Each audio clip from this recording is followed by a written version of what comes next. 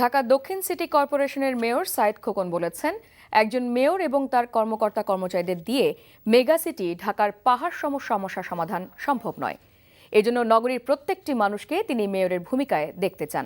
সকালে খিলগাঁও গার্লস স্কুলে অনুষ্ঠিত পরিচ্ছন্নতা অভিযান কর্মসূচিতে তিনি বলেন, আমাদের সম্পদ সীমিত, সমস্যা যত বড়ই হোক সবাই মিলে সমাধান করতে হবে। এজন্য ভাবনার পরিবর্তন জরুরি।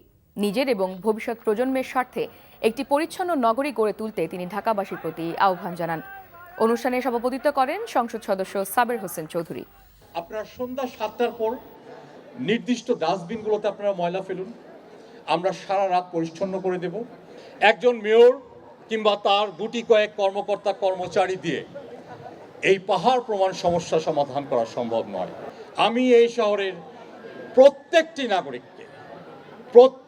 নাগরিককে এক একজন মেয়রের ভূমিকায় দেখতে চাই।